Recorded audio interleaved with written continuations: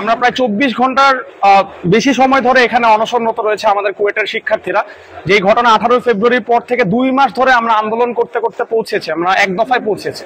সেই এক দফা পৌঁছানোর পর আমরা যখন আমরণ অনশনে বসি 24 ঘন্টা পর ক্যাবিনেট মিটিং ডাকে। 2 মাস ধরে ক্যাবিনেট মিটিং হয়নি, 24 ঘন্টা মানে 2 মাস পরে যখন অনশনে বসে 24 ঘন্টা পর ক্যাবিনেট মিটিং হয় এবং সেই মিটিং এ তারা জানায় তারা সকালবেলায় হচ্ছে তাদের একটা টিম আসবে।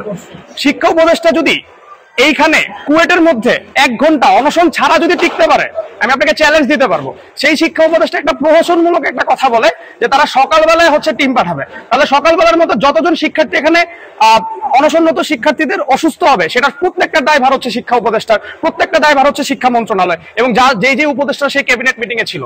আমরা বারবার বলেছি, মানে আমরা তো এই আন্দোলন প্রথম দিন মানে একদিন ধরে করছি না, আমরা ডক্টর ইউনূসের কাছে, প্রধান উপদেষ্টার কাছে আমরা সেই ইয়াটি নিয়ে গিয়েছি, আমাদের স্মারকলিপিটি নিয়ে গিয়েছি। এরপরেও আমরা দেখেছি যে 2 মাস ধরে আমাদের অপেক্ষা করতে হয়। তাহলে এখন আবার কিসের তদন্ত কমিটি? মানে স্মারকলিপি যাওয়ার পরেও কি সেই তদন্ত করার সুযোগ হয়নি? এখন কেন সেই মানে সরজমিনে এসে সেটা করতে হবে?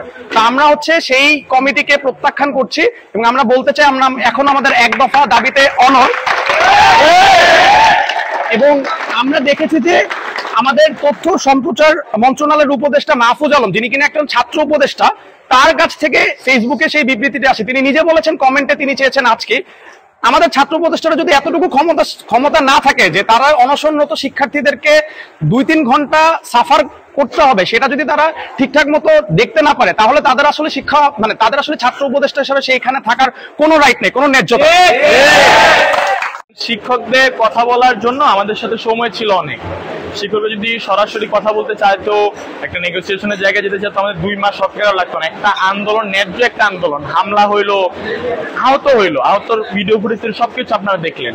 এরপর নিশ্চয়ই 2 মাস অপেক্ষা লাগতো না জাস্ট বিচারটা চাওয়ার জন্য। তো সর্বশেষ যখন আমার 2 মাস অপেক্ষা করা লাগছে, পাশাপাশি মামলা খাওয়া লাগছে, বহিষ্কার খাওয়া লাগছে, হল থেকে যখন বের করে দেওয়া লাগছে, 48 ঘন্টা খোলা আকাশের নিচে কাটানো লাগছে, তখন আমার মনে হয় শিক্ষকরা এসেছেন, আমরা অনেক খুশি, তাদের প্রতি আমরা শ্রদ্ধাশীল।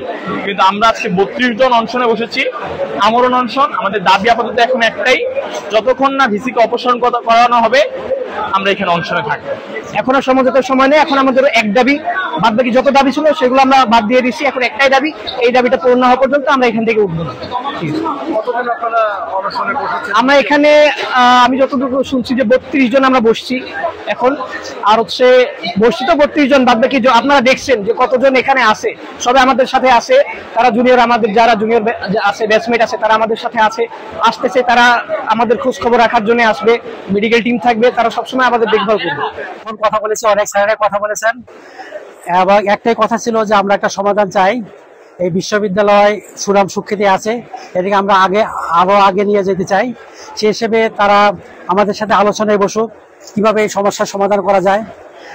আসলে ঘটনা ছিল যেটা 18 তারিখের, সেই ঘটনা অনেক শাখা প্রশাখা হয়ে আজকে ওদের এই পর্যায়ে আসছে।